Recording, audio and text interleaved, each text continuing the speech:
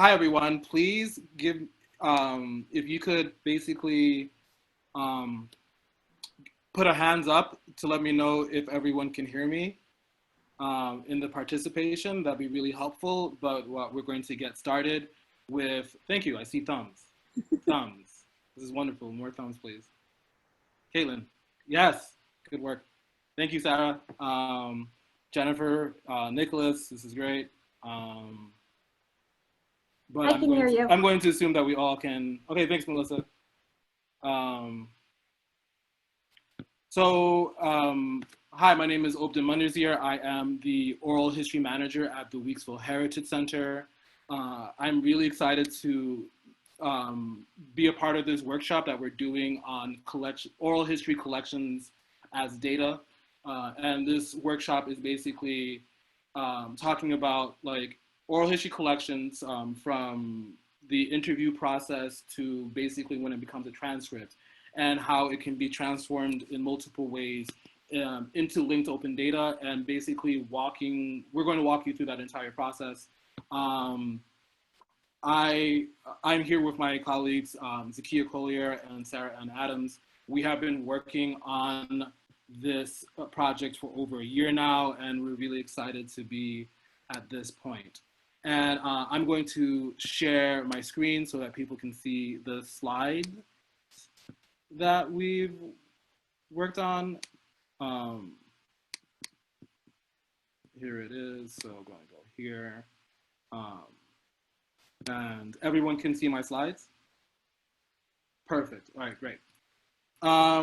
And yes, so basically for the first part, I'm going to discuss how as an oral historian, practitioner, and interviewer, can you collect an interview with data in mind, linked open data in mind. And before I do that, I'm going to give a very brief overview of Weeksville's history, how we started working on the Linking Lost Jazz Shrines project, which started from the Lost Jazz Shrines collection that we had. And then I'm just going to talk about mostly the before and during the interview, and Zakiya will go in more depth of some of the after, like what happens after an interview, so that it becomes this like complete record. Um, so the first thing I wanted to talk about is the Weeksville Heritage Center. It is a historic house museum that is in central Brooklyn. It preserves the history of a free Black community that existed since 1838 until the early 1900s, and was rediscovered in the 1960s by community activists who one of the first branches they had was a research team or department, which the first thing that they initially did was collect interviews from the community. And oral history has been basically a backbone of a lot of the research that we have done in Weeksville Heritage Center and continue to do. And the center opens up as an actual museum in 2005. And by 2008, the research team, which includes Jen Scott, who is the research director, Caitlin Greenridge, who is a research assistant, and Willard Jenkins, who is a jazz historian and journalist. And they realized that it's really important to begin collecting interviews from folks within the central Brooklyn community on jazz, as Brooklyn has a rich history in regards to jazz, and that has been overshadowed by the music scene in Harlem. But like this team decided that it was really important to do this work. So they collected dozens of interviews, which include musical artists like Joanne Cheatham, Abdul Ahmed of the Sun Ra Orchestra, and Randy Weston, and a lot of these interviews discuss the jazz locales that existed in central Brooklyn, other musicians that they played with, and just what it was like to be living and playing music in Brooklyn. And basically fast forward from 2008 when this collection was started, and then we have 2014 where the collection is exhibited. By 2018, we have Zakiya Collier, who um, worked as an intern at Weeksville and basically suggested that we begin working with Semantic Lab to enhance the accessibility to this collection by putting linked open data principles and making more connections with jazz locales and the musicians that are part of the collection. And since then, we have been working with Semantic Lab and Sarah and Adams specifically to do that work with particular tools, which both Zakiya and Sarah will get into. And that's kind of a summary of the project up to this moment. And now I'm going to talk about the work that one can do as a practitioner, interviewer, or historian to collect interviews with data in mind. So usually when I do a workshop on oral history, it takes an hour and a half. That is not going to happen today. I'm going to briefly kind of talk about the before and during. If you are new to oral histories, the first thing I'm going to say is that it is not a shortcut to research. It is a part of research. It is an understanding that oral history or story works as evidence as well. And that the wonderful thing with linked open data is that with this story as evidence, you are realizing the more particular evidence that exists within the interview itself. So the names that are mentioned during the interviews, the names of people, the names of places, the names of things, or moments or events, and also the locations. So what I usually tell people before they conduct an oral history interview is that they should, one, be familiar of the topic that they're going to discuss, two, be familiar of the person that they're going to interview, three, develop a rapport with the person before they conduct the interview, and then four, be mindful of the third person in the room. So the third person in the room is basically anyone that is going to listen to this interview afterwards, either 5 minutes from now, a year from now, or even 100 years. And if you have this in mind when you're collecting the interview, you understand that the names of places, peoples, and things are really integral so that when someone decides to look them up, they know exactly what you're discussing. In my experience, when you're collecting it, when you're doing the interview, it's not something you think about specifically, but working on transcriptions and even my own transcriptions where you don't really know how something is spelled, it really makes the work more difficult. So now in my practice, I make sure that I clarify the names that are being said. This is something I always do, but asking for the spelling as well is really important. So I mentioned it before you conduct an interview, know the subject, know the person, get the person to know you. During the interview, you have your questions prepared, but oral histories are kind of like jazz where you have the music prepared, but you're going to improvise when it asks for that, because you are collaborating with this person to create a historical record or an historical document. And so when your responsibility as the interviewer is to make sure that everything that the interviewee says is clear and concise, not concise, nothing's concise about interviews, but pellucid. So basically if someone is talking about someone they played with and their name is Peanut, you should ask for the person's proper name. And once you ask for the person's proper name, also have them spell it. That's really important. Because there can be multiple ways to spelling the name, and that really helps clarify the name as a form of data, which will be mined later on. Something else you want to do is when you're talking to someone about places and locations, you also want to get at least the cross streets. Sometimes people don't feel comfortable with providing the exact address of places, but getting the cross streets is enough information for researchers or anyone that is working on the metadata. So that is also incredibly important. And then the third thing that you really have to do is make sure that you have, as I mentioned, you clarify the nicknames are provided. So that, someone that's Peanut is known as David Brubeck. So like, we know that we're talking about David Brubeck and not making any mistakes.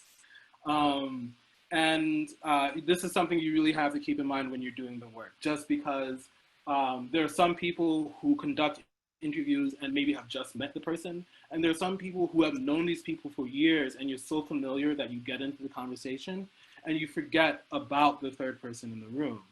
And it's much better if you're like very much familiar, but like make sure you have removed yourself to a certain point so that you know that like this interview has longevity. Like, everyone who hears this interview knows exactly who and what you're talking about. I can't stress that anymore. And those are things that you should really think about when you have data in mind. Again, oral histories provide their own evidence through narrative. It's really important to hear what the person is talking about, also what the person is omitting for whatever reason, what the person may be lying about, but that doesn't matter because we are gathering this person's subjective truth. And then, it's people's work afterwards to basically listen to the interview as evidence and triangulate it with other forms of evidence to get to some idea or closeness to like veracity or accuracy. I think that is enough for my time. So from here, I'm going to pass it on to Zakiya Collier, who will go in depth on the transcription work and basically a lot of the things that her and Sarah have done to transform the oral history interviews into more accessible data. And I'm going to stop sharing.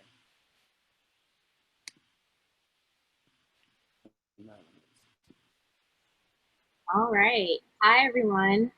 Just want to make sure you can hear me. If I can get thumbs up. Thanks, Obin, for that introduction and for introducing this thumbs up tool here. Okay, looks like most people can hear me.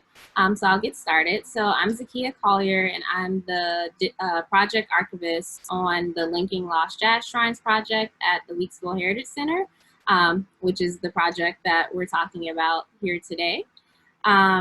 So Obin spoke a lot about sort of this third person in the room. And so I'm going to sort of talk about being the third person in the room, but also being a person that works on the project. So as the project archivist in 2019, coming to this project sort of 11 years later after it was first started, I'm sort of putting new eyes on this, this project because I wasn't a part of the original team and I didn't have the opportunity to work with any of the original team members.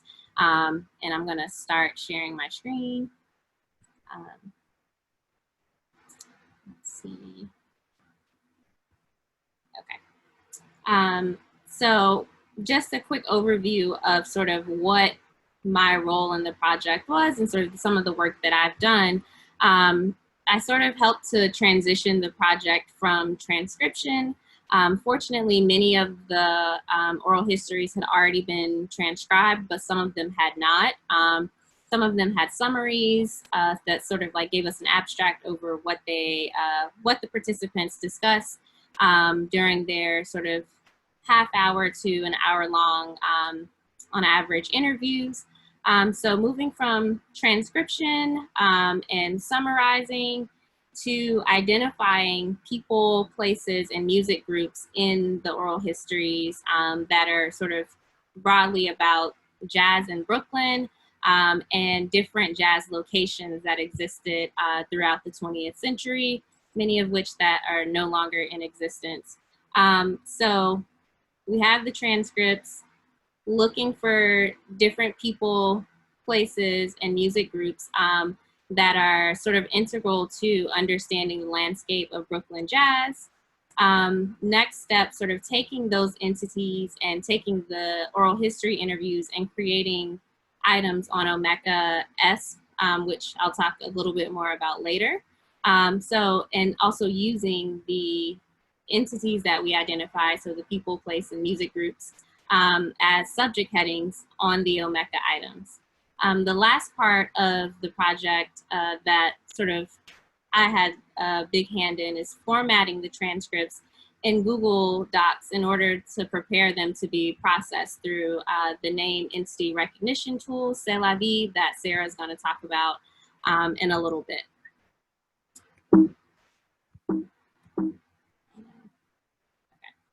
So here is just an example of one of the transcripts with Sélavy Donna Cumberbatch, who is a Brooklyn jazz singer and the daughter of Harold Cumberbatch, who is a baritone saxophonist, also from Brooklyn.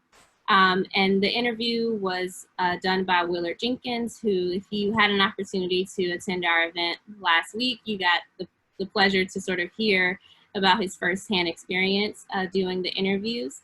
But a jazz musician who's now DC based and sort of really was the interviewer in many of our oral histories, and sort of brought this domain expertise of jazz in Brooklyn and jazz broadly to the oral histories. So in this example or sample of a transcript, you see I have some things highlighted here. So we have Andre Strobert, and you see like this in parentheses over here, sort of like this SP with the question marks. We're sort of wondering about spelling. And you see the same thing here with Rafiq Williamson, and just sort of wondering, who, is this the correct spelling? And so this is actually sort of how I came to the transcript with these questions sort of already there. And so me, like not being a jazz expert, but sort of becoming more familiar with these transcripts and familiar with the landscape of Brooklyn jazz through listening, transcribing, and working with these transcripts, I've become more familiar with some of these jazz musicians, and then also some of the spelling of their names just based on how they're used in other transcripts. But something that is sort of important that I didn't necessarily bring to the table would be sort of this domain expertise that I mentioned that Willard brought as an interviewer. So sort of if I had been a person that had this like jazz expertise and I was a jazz musician and sort of knew these people, was even alive during some of the time that some of these interviews discussed. Some of them were mentioning the 60s and I was not there, even though it sounds like it was great. So that would have sort of added to knowing some of the spellings and some of the topics that were discussed. But again, I did sort of bring some knowledge through working with, this sort of larger group of oral histories. So I sort of bring knowledge from different oral histories to the table. Something else that sort of would be helpful in sort of the transcription process is being in conversation with the interviewer. So again, sort of when I was working on this project, Willard was no longer working on it. But at the time that many of these oral histories were transcribed, the researchers were working with Willard to sort of make sure that the spelling was correct and that they were mentioning the correct people, which is something that you don't sort of get if you use a transcription service or crowdsource transcription, which can sort of impact the data later on if we aren't working with people who are more familiar with the topics discussed in the oral history. Something that I have highlighted here is sort of where we have Sélavy Donna Cumberbatch mentioning her father, but in the transcript, when I came to it, it just says my father. And so something that, that I know based on sort of other things mentioned in this transcript, that I know that her father is Harold Cumberbatch. But if someone coming to this who hadn't read the entire transcript or wasn't familiar sort of with this relationship wouldn't actually know who her father is. And so something that is important to have in the transcript is sort of this linking between nicknames and the actual name of the person that is being referenced. And again, something as well is to make sure you have the correct spelling so that we can reference the same person.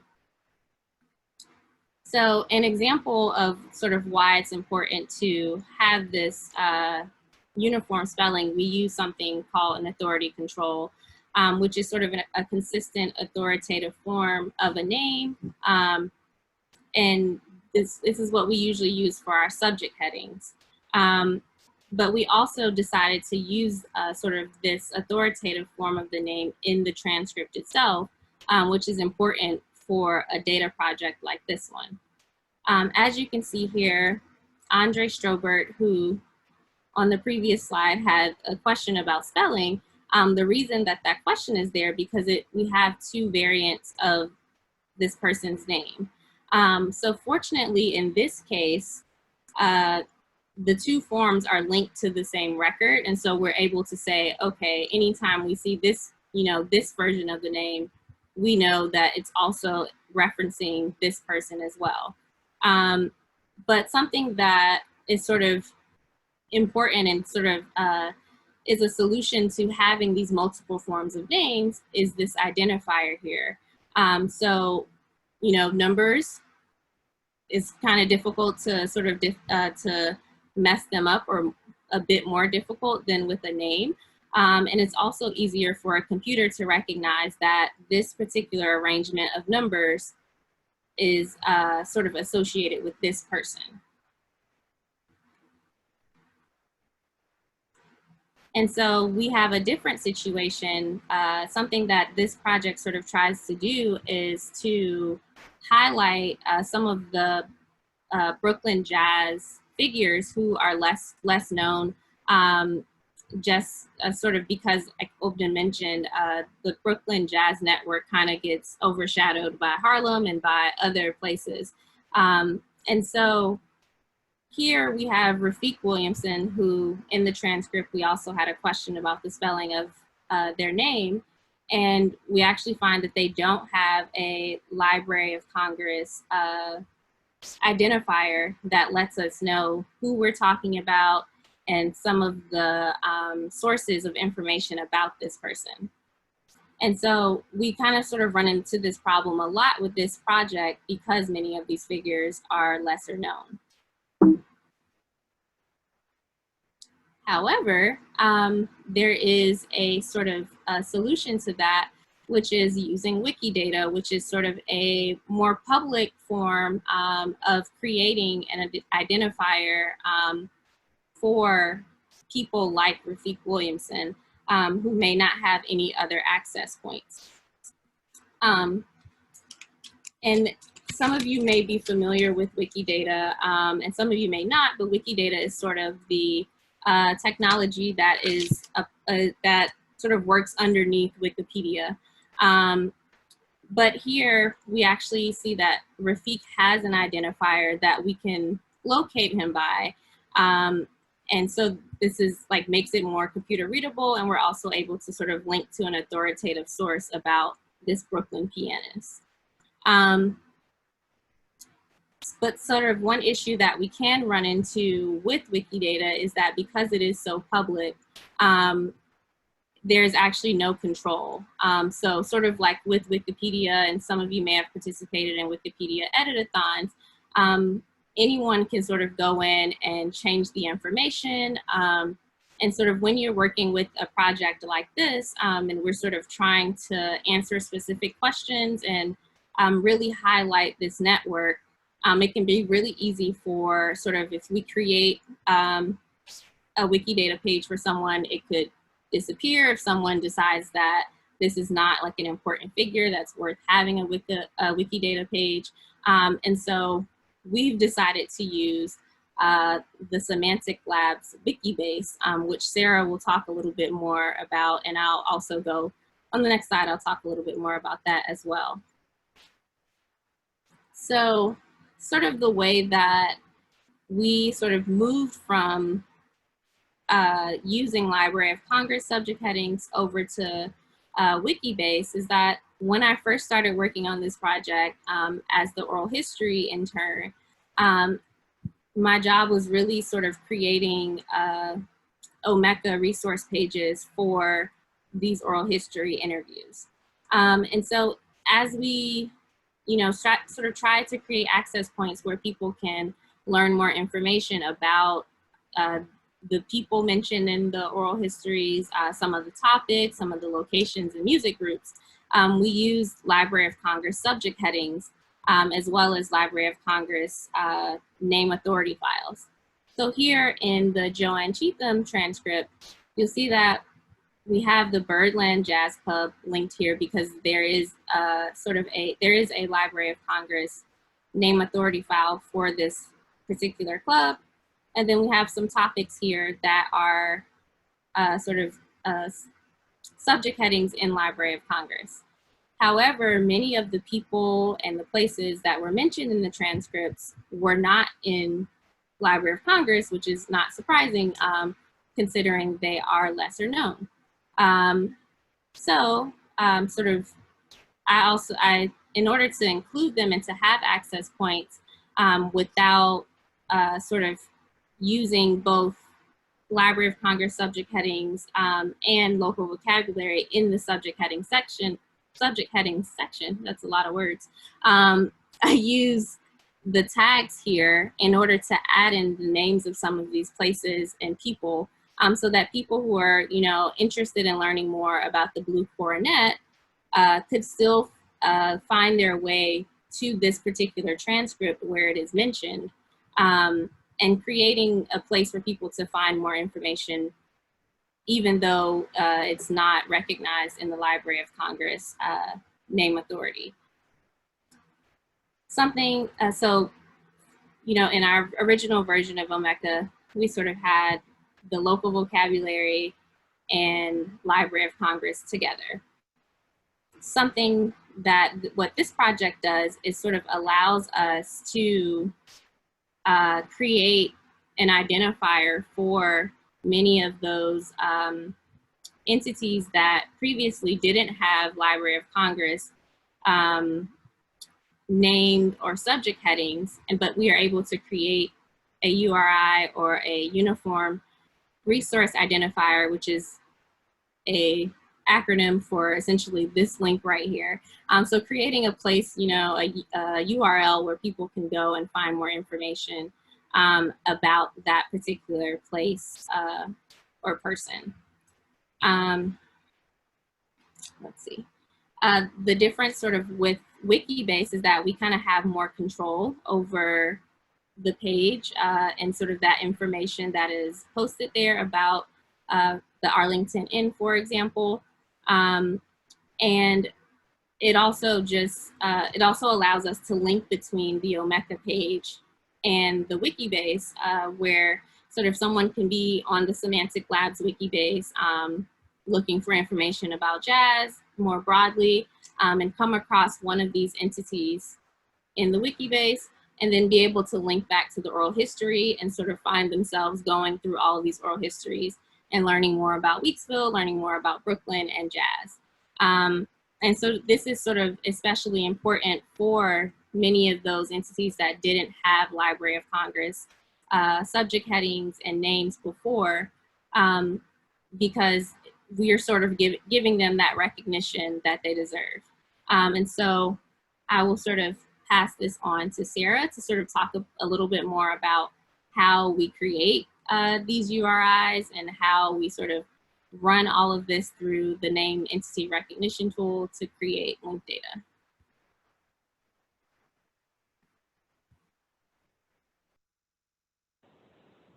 Okay, while I'm getting set up, would everyone be able to give me thumbs up if you can hear me? Oh, it's so good to see those. Great, thank you. And let's see.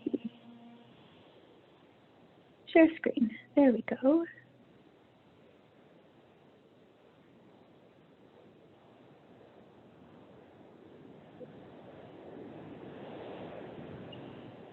Okay. And then if I could also just get thumbs up to confirm that you can see my slides. Okay. Great, wonderful. Okay, here we go. So I'm looking at the names of the attendees, and I can see that a lot of you already know what linked data is. But just to make sure we're covering vocabulary bases for people who might not have as much familiarity, I'm just going to go over it very briefly. I see hand claps from Jennifer, so that's good. So when we think about data, a lot of times something that someone might visualize is like a spreadsheet, a document on a computer. And that's a wonderful way to organize data. Love CSVs, love Excel files, love Google Sheets. But there are limitations to the structure of spreadsheets and also to the structure of databases, which are made up of tables, which can kind of be thought of as spreadsheets. There are limitations to both the structure of that as well as how that information can be shared. And so this slide here kind of shows the distinction between, on the left-hand side, more rigid relational databases that have rows of records and then attributes that are columns. A lot of times these things can become cumbersome when you try to incorporate more attributes, and it can be hard to share these things across the internet.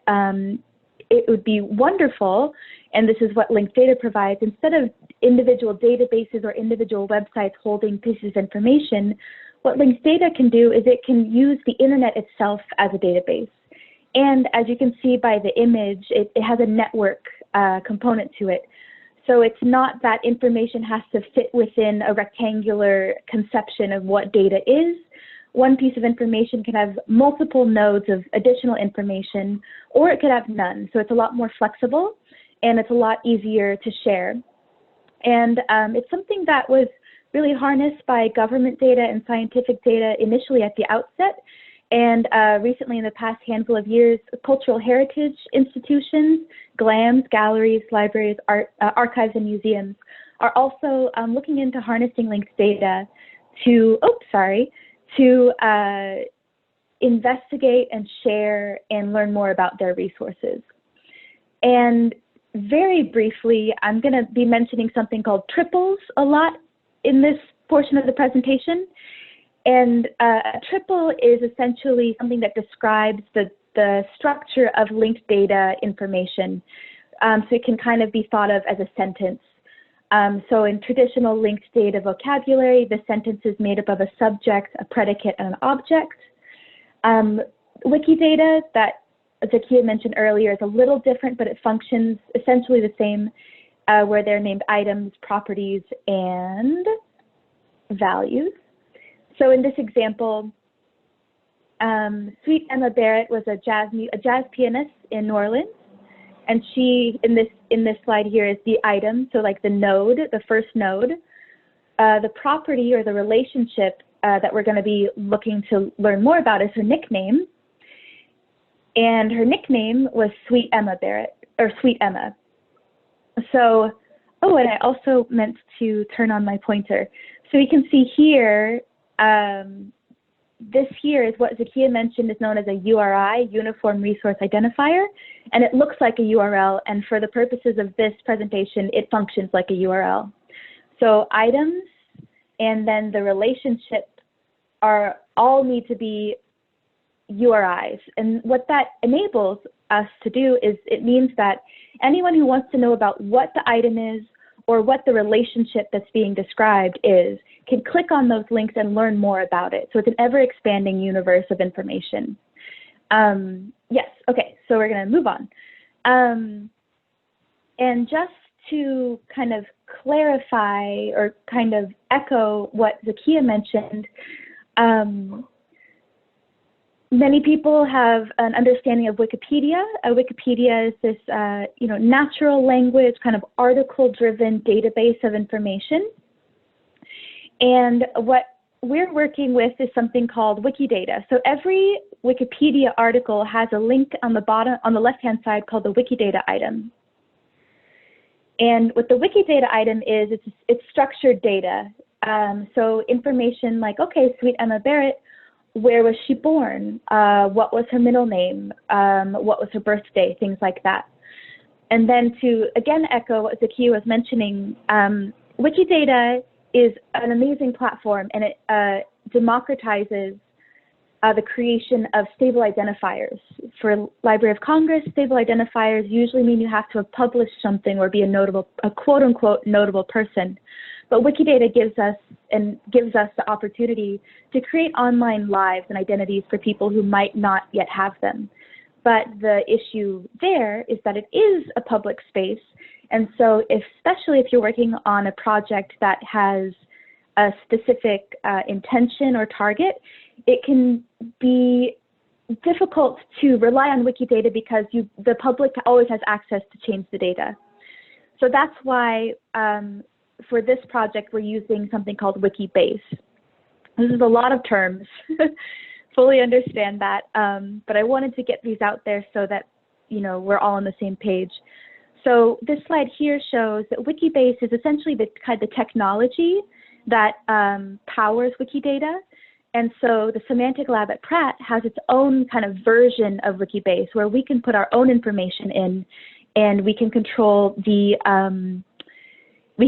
who has editing privileges. And a quick side note, just the Semantic Lab at Pratt is a linked data group from Pratt Institute School of Information, and it is co-directed by Christina Paciuelli and Matt Miller. And I'm a part of it, and I also see that Karen Wong is on the call, and she's also a member of the Semantic Lab.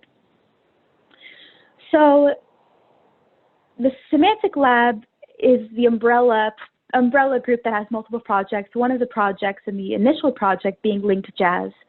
And Linked Jazz was a project that took oral histories and just created connections between people.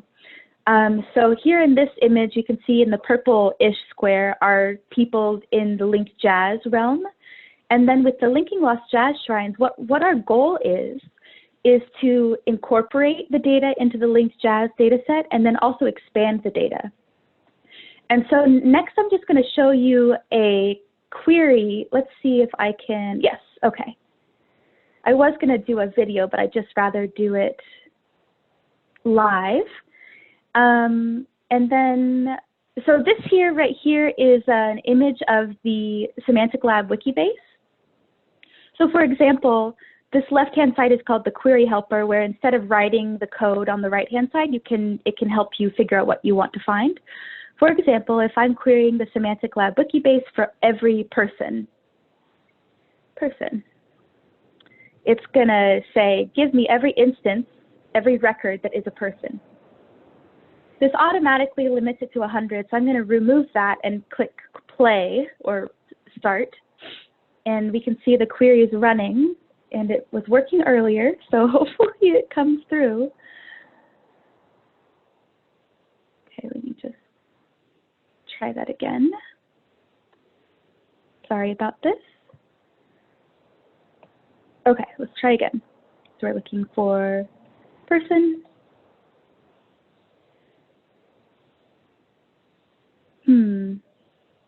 Oh, shoot.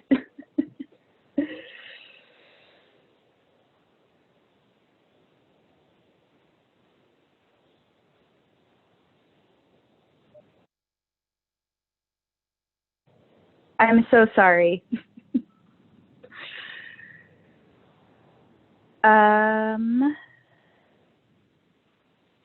Hello? Yes. Hello? Yes. Yes, okay. I'm so sorry, everyone. My Wi-Fi went out, but I'm just going to go right back into it. Okay, just a moment. Thank you for your patience.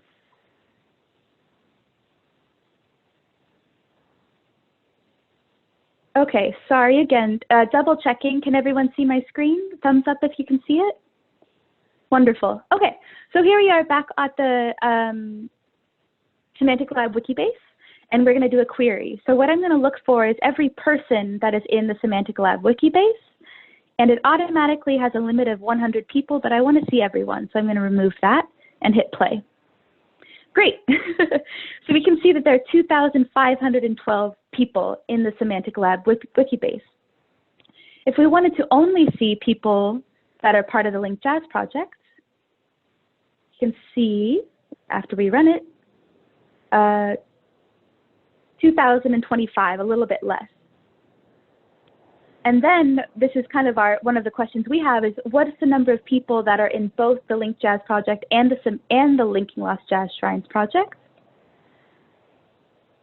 And we play that, and then we can see there are 85 results.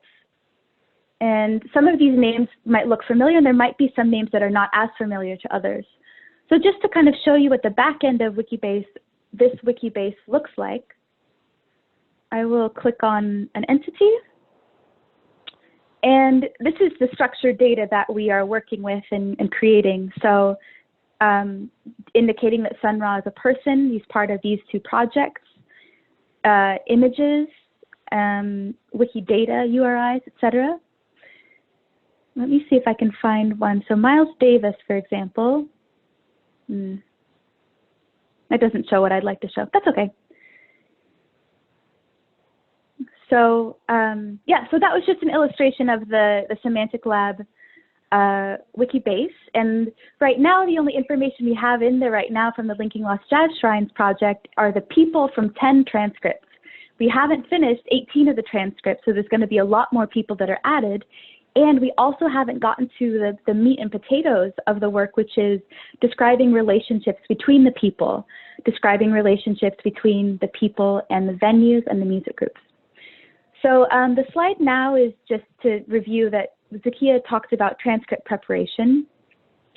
And one of my jobs within this project was to negotiate the data model. The data model being the kind of rules that we put in place to, the rules that are put in place for the Wikibase so that we can use the query service in the best way possible. So for example, the Linked Jazz project originally only specified different ways to describe relationships between people. So here we can see that Ella Fitzgerald has the opportunity to have met, been influenced by, been a friend of, or an acquaintance of Louis Armstrong. And when we incorporate our people into the Wikibase, those relationships hold true. But what happens when we are introducing new types of entities? So as of right now, we have 86 music venues and 18 music groups that are currently added to the Wikibase. But we need to determine new ways and new rules to be able to describe how these different types of entities relate to each other. So people-to-people relationships were already kind of put together, and we have massaged them a bit as a group. But negotiating the data model is about how do we decide how we're going to be able to relate people to music venues. So examples of that might be Yusuf Lateef performed at a venue, or he visited a venue, or he saw a performance at a venue. Relationships between people in music groups. So Vanessa Rubin might have seen a music group perform, or she might be a part of a music group, or she might lead a music group. And then also relating music groups to venues, which is similar to people to venues in the sense that a music group can visit a venue or a music group can perform at a venue.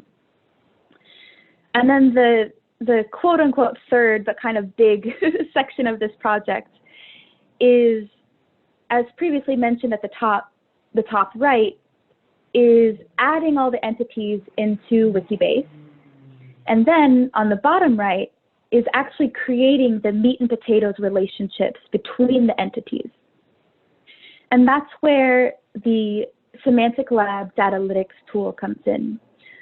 So Zakiya mentioned this earlier, but Datalytics is a tool that's developed by Matt Miller, one of the co-directors of the Semantic Lab at Pratt. And the first component is a named entity recognition module. And what that is let's say you had a transcript with people, places, etc. Instead of going in by hand and like, you know, highlighting with a highlighter, like, oh, this is a person, this is a place, this is a thing. The named entity recognition module automatically extracts or identifies entities based on a combination of 6 tools open source tools that were combined to be able to do that work. The second component of Datalytics is Sélavy, and it does a couple different things. First, it can separate a document into smaller chunks called blocks, and that's very helpful because when we do start to make these relationships between entities, we want to be able to substantiate those claims. And so saying that, for example, that Ella Fitzgerald played with Louis Armstrong, we want to be able to say, how do we know that information? And going back and identifying the block from the transcript is how we do that. And then Sélavy also enables the creation of the linked data triples. So this is a screen showing the Sélavy tool. As you can see on the, as you can see on the left, the different entities are underlined. So Harold Cumberbatch, Nancy Wilson. Let's see. This one doesn't have any venues, but we also have venues. And on the right-hand side, you can see that, for example, Randy Weston is identified as a person. And you can see the others don't have types because we hadn't created the types yet. And then you can also see there's a space for your URI, so that unique identifier. So the NER component, the named entity recognition, automatically offers you suggestions on what it thinks the important entities are. And then once you utilize that component, you can also go in manually and decide what is important for your particular project. So with Zakiya and I, we knew exactly which entities we wanted, and that's why we put these double daggers, punctuation marks in front of all of them. That way we were able to essentially do a Control F within Sélavy to confirm that we had quote unquote captured all of the entities that we wanted. After the entities are identified and they're associated with URIs and they are labeled as a type, so a person, a place, etc., this is where you get to create connections between the entities. So for example, we can see here, I didn't put a URI for this middle section, I just used natural language for illustration's sake. But in the third block, here we can see Donna Tulubu Donna is speaking, and we can say that anyone she mentions, any person she mentions in this group, she knows of. So right now, Sélavy has the ability to create triples, those 3 component sentences. Sélavy has the ability to create triples relating a single entity to a type of entity. So right now, in block 3, Tulubu Donna Cumberbatch knows of everyone that's a person.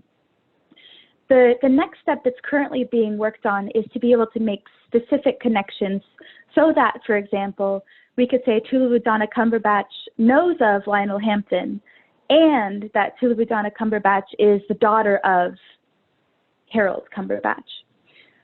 So Sélavy is still in development, but it has been really exciting to kind of see it move along and also be a part of the conversations of what can be helpful and useful through this tool. And so getting very close to the end here, I know this is a lot of information to share. So behind the Sélavy tool is the data. And this ultimately is the information that we are going to be working on creating scripts to transform into putting back into the wikibase, the data store area.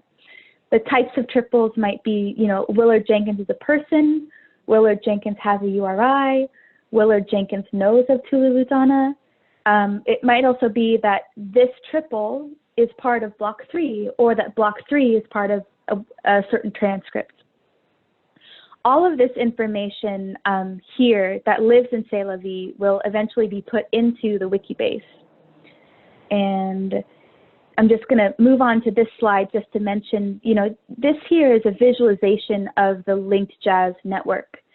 And one of the huge, goals of this Linking Lost Jazz Shines project is to expand this network and add more information, particularly about musicians in central Brooklyn, as Zakiya and Ogden have mentioned, oftentimes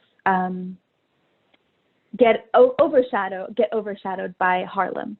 So I'm going to stop sharing my screen so that we have a couple minutes for questions before people seem to maybe start getting going by 3.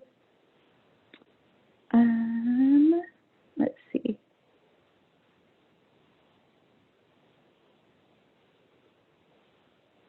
Okay, I think I've stopped sharing it. Yeah, and I'll allow people to, I mean, I think I'm going to lock the room and just like allow people to speak. Yeah, that sounds great. That way. So the room's locked, and then I'm going to unmute everyone.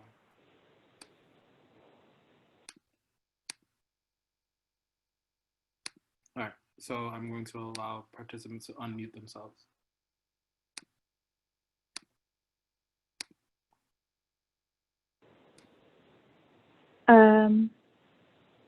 I think, Jennifer, do you have a question?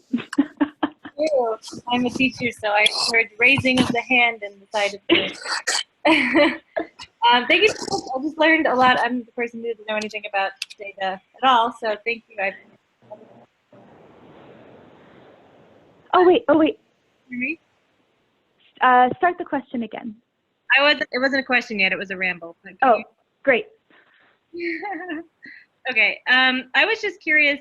While the data part is extremely interesting and elaborate, how would the Wikisville Center then plan to make that information accessible or engaging to someone who were to visit for a weekend trip or something?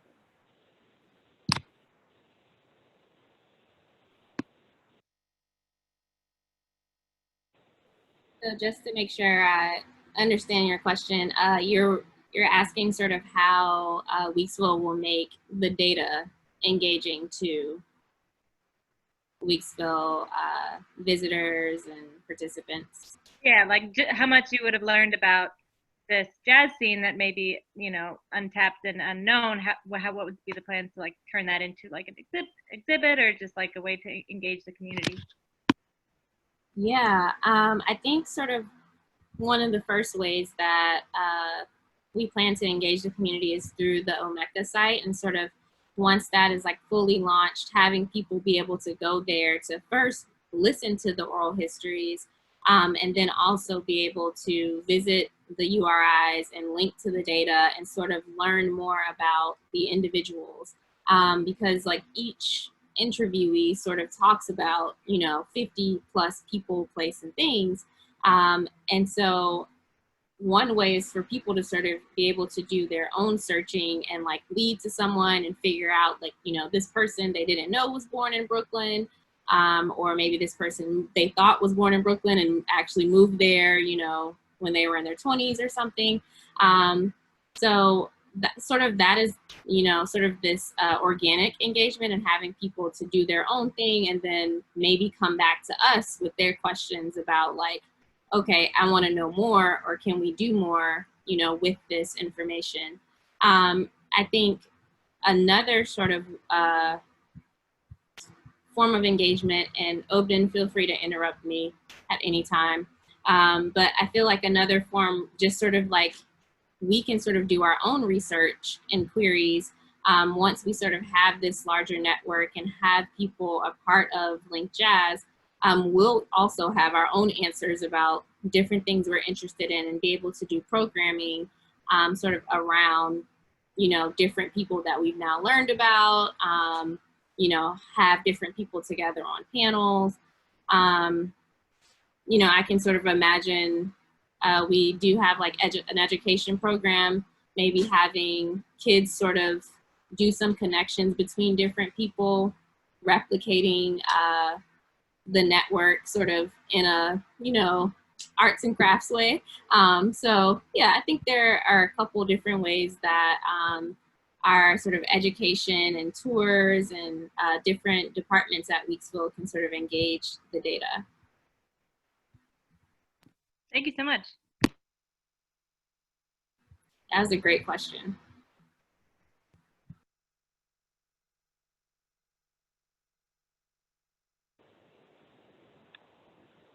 Zakiya, I don't know if you saw Obden's text, but he had to head off.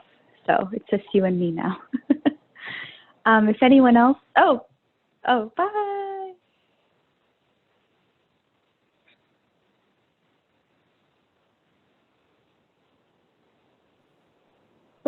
Obden, you're muted. Okay, shoot, that gives me less time. I was just to say that through our education, we're working with Bella, which is Brooklyn Education Liberal Arts, and basically they're working with Omeka S. So hopefully, like by the time we continue that partnership, we will also include like link open data components with those students to continue that asset. But yeah, I have to hop off. But thank you everyone for coming on.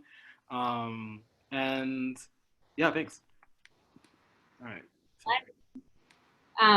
Just to sort of, sort of clarify what Obden had to rush and say, we do have partnerships with the Brooklyn Education Leadership Academy. I think that's what it stands for. And so they have sort of worked with our Omeka by adding in some of their own projects in the past, but we haven't worked with them on linked data.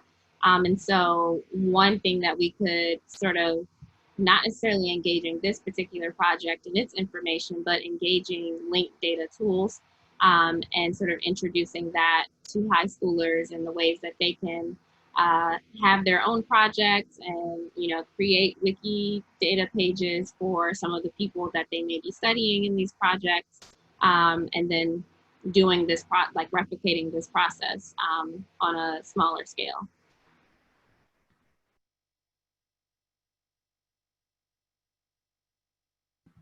Yay, we got a hand clap. Do we have any other questions? I'm shy, so I'm keeping my camera off, but hi, this is Alice. Quick question. This was an amazing presentation. I really appreciated how it broke down the whole project and all the different steps. But I was wondering how do you even, if you could speak a little bit more about the project aspect of it, like how does this even come together as a project with all of the different tools and sources and kind of that top level aspect of it, if you have anything to say about that.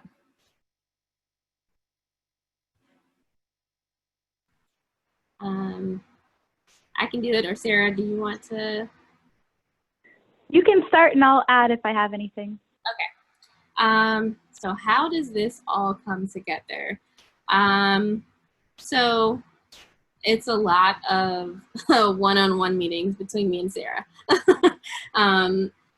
So again, I kind of worked with the transcripts when I was an oral history intern before this project began sort of in the formal sense. And so, Sarah and I meet, a couple times a week sometimes, and just sort of decide, what are the next project goals as we go forward, because because the tool is in development, and because we're sort of all at different institutions, we sort of have to strategize around like, okay, what are the next immediate goals that we want to tackle, and like how can we prepare the transcript best to be used by the tool, or okay, the tool isn't in development right now, or it's in development right now, so we can't use it. So how can we sort of do some of the manual work so that when we do have access to the tool, we don't have to do so many steps. So sort of I kind of do a lot of the playing on the transcript side and like understanding sort of like what people are saying or who they're referencing. And Sarah, of course, also goes through transcripts, and we kind of like look at them together and try to figure out, which entities are important for us to use. And then Sarah does all of the liaising with the Semantic Lab and playing with the tools, and then she teaches me how to use them. And then we sort of run through them together and separately, and then come back together with, completed tasks. And Obden sort of, has wonderfully put together all of the, like the panel we had last week and today. And then, we've had a couple of like Instagram Live DJ sessions. And so Obden sort of handles the programmatic parts of the project, while Sarah and I do sort of the nitty-gritty technical stuff. Yeah, and the thing I'd add to that is that every time we do a presentation about this, I feel the same issue, not that it's a bad issue, but that it's really hard to talk about the project in a linear way, because we might talk about Wikibase, but Wikibase is related to Omeka, and Omeka is related to the original transcripts. So I think for a project like this, where you have variables being the status of the tools is a variable, the desired outcomes of the project is a variable. We've changed our original intention since we started. So for me, it's just a matter of, sorry, just lost my train of thought. For me, it's a matter of kind of echoing what Zakiya was saying, just like taking one step at a time. You know, thinking about our ultimate goals, but adjusting our methods and our processes as soon as it is obvious that that's not what we can or need to be doing anymore. So flexibility and openness, and as much as I get bored of it always being a phrase, like it's iterative, so you have to like try again and try again and try again. And there's especially iteration when it comes to negotiating and kind of adjusting the data model, because I sit between the Semantic Lab and the needs of the Semantic Lab. And then I am also in between, I'm also, you know, a liaison for Weeksville. And it's not so much ever an issue of like, ooh, the needs are different. It's just like, how do they map to each other? So kind of shifting every now and then to make sure it's kind of speaking the same language. Thank you both. I'm definitely taking some notes right now. Thank you. And thank you, Rob, for your claps. Hi, everybody. I had a question if we have a few more minutes. I'm the archivist at the LGBT Center, and we have a oral history project called the Stonewall Oral History Project that got started before I came on board. So there's still a lot to do in terms of making it a proper kind of research resource. So I am so grateful for this this presentation. I was wondering, and I guess this is more for Sarah and then Zakiya, but if you could talk a little bit about the partnership with the Semantic Lab and how that kind of came about. Yeah. Go for it, Zakiya. Okay, so kind of like happenstance, and like I like met with someone who was like, oh, you should get to know Christina, and so I started looking into Christina's work and learned about linked jazz, and at this time I was the oral history intern at Weeksville, and so I was working with I think I had already worked with the Lost Jazz Shrines oral history and was working with a different set of oral histories. But I was like, wait, it would be so cool if, you know, Weeksville and Semantic Lab / Linked Jazz could do something together. And so like just started being in communication with Christina. This was sort of summer 2018. And there was sort of no plans to actually do anything together.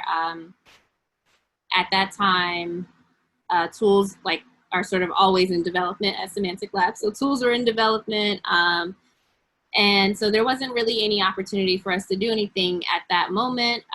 But fast forward a couple months later, I hear about the Collections as Data grant. And so sometimes there's not an opportunity to do anything because there's not money to try to find ways to do it. And so once there's an opportunity to be funded and just sort of really think about how this can be more tangible, Obden and I sort of came together to think about what this might look like, and then reached out to Christina again with the proposal for sort of integrating the data that, or sort of the entities and people that we might find in the Lost Jazz Shrines oral history into the linked jazz network. And sort of this proposal of, sort of what the goals of the project are to expand the linked jazz network, but to also sort of expand the reach of Weeksville's archives and collections. So yeah, just sort of like just knowing Christina through like by way of another person and then reaching out and proposing this project together. But even at the time that we did the collections as data grant proposal, it was still like, oh, we'd just be getting our transcripts ready to be able to sort of be a part of this network, but we weren't sure sort of where the tool would be. So it was like a very, like the proposal itself was kind of like, we don't know what we're gonna create at the end of this because we don't know if the tool will be done, and we still don't know.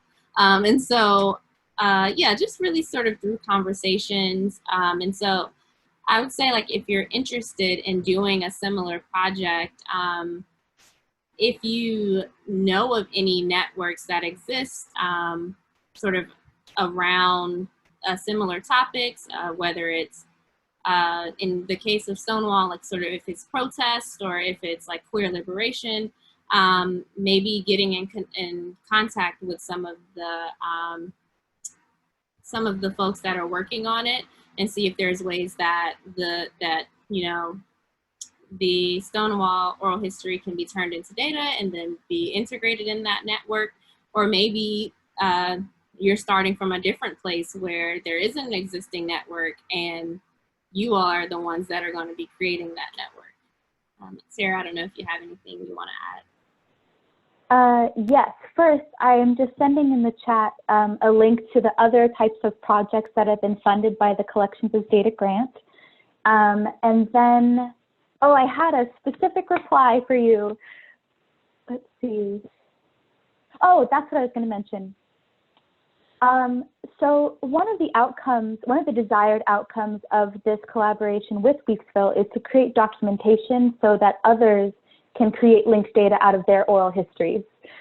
So we don't necessarily have like a date that would be ready, but your project, if creating data out of the content of the Stonewall oral history project is something that's of interest, we hope that the tools and the documentation and the guidance that we've kind of experienced and put together through this project is something that can be reused by others who are interested in making data specifically from oral history information. And then I also, in case anyone on the call is interested, and please correct me if this is incorrect, Caitlin, but I believe I send over the URL for the oral history project itself that you are working on. Okay, great. Thank you for doing that. Yeah. And thank you for all your comments. I feel like I'm already learning a lot, so I'm excited to hear that that's a goal of the project. Yeah. Yeah, it will happen eventually. We'll get there.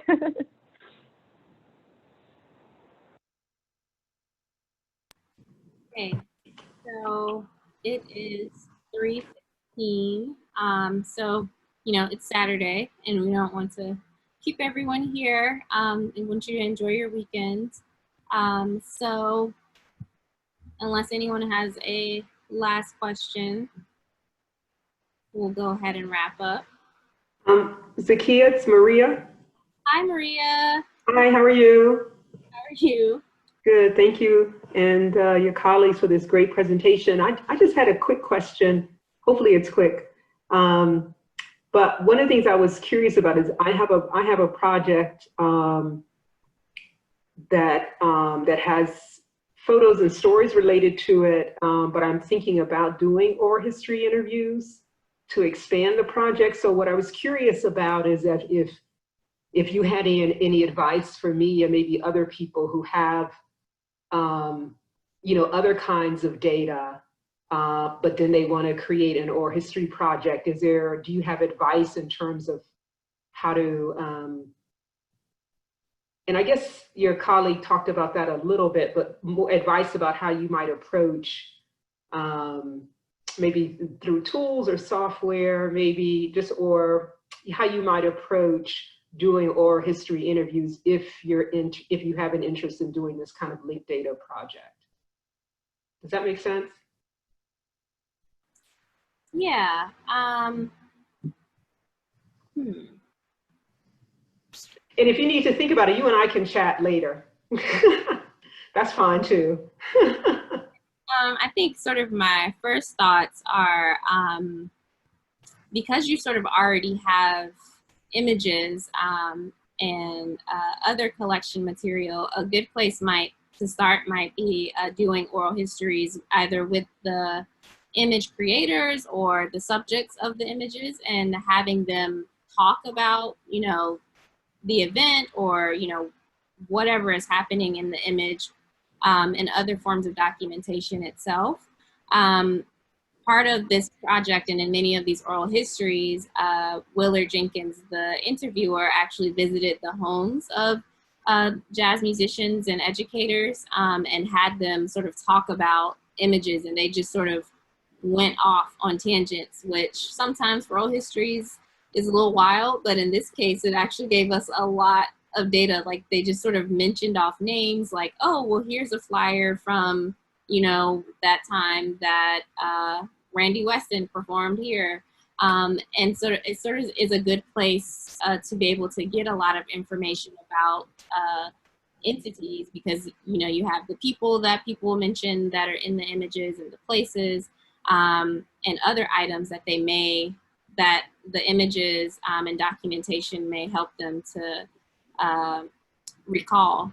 So that's sort of the only recommendation I have right now, but I'm also happy to talk more later. But Sarah, do you have any sort of suggestions on like tools or? I will be transparent and say that no, I do not at this point in time. No, that's totally fine. Thank you both. I really appreciate your presentation. It was quite wonderful. Thank you. Thank you for that. Thanks for attending. Okay.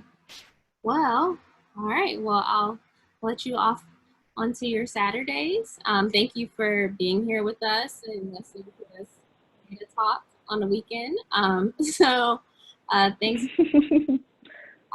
And you know, continue following our project. There will be documentation eventually. Yeah.